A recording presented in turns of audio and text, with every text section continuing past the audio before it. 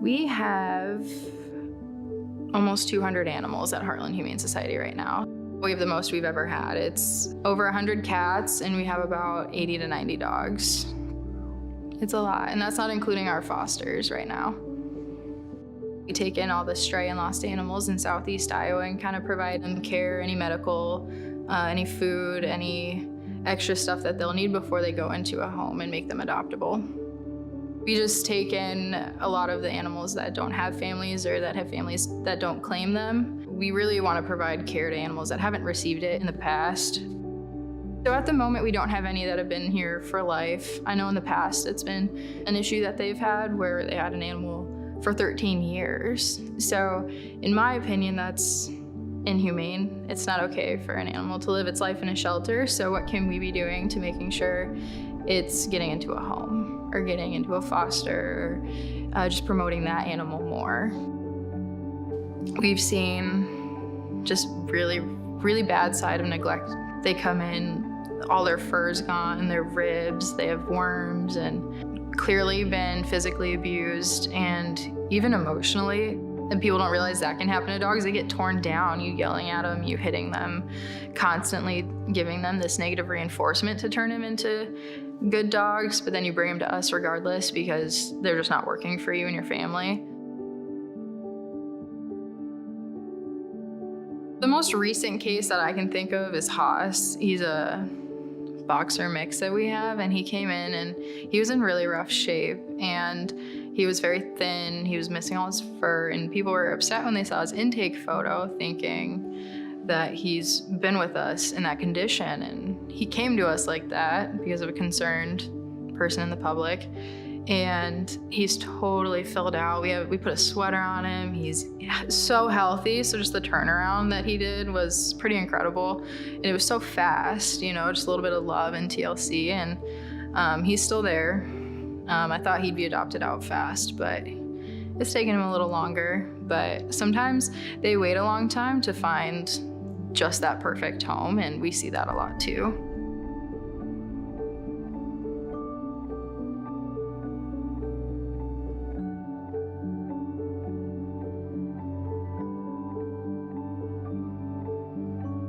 A lot of our long-term animals are cats, so we've had them there there are some that are going on 2 to 3 years.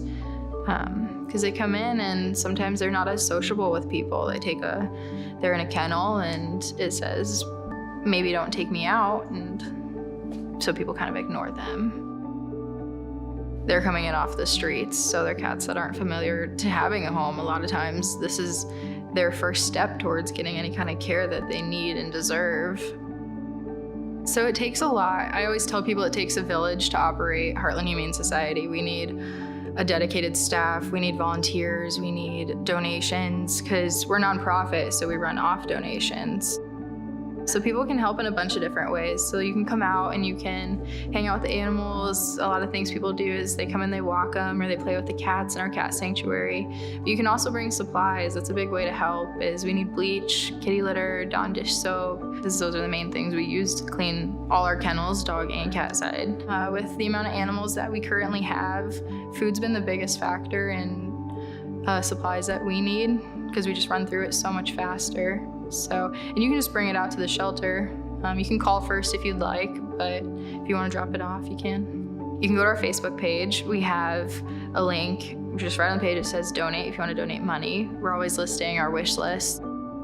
We have an Amazon wish list, so it's easy for our followers to just go right in and see exactly what we're looking for, and you can kind of pick and choose what you're wanting to donate to us, and it just sends right to us in the mail.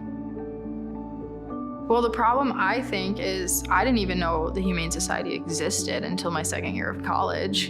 And I'd been here for 2 years. You know, I had no idea it was even in town. And so that's something I'd like to do, is just make more people aware that we're here. And we have so many animals. We take care of all their veterinary care. So that adoption fee covers everything. It covers their spay or neuter, all their vaccines. We give them flea treatments. We worm them.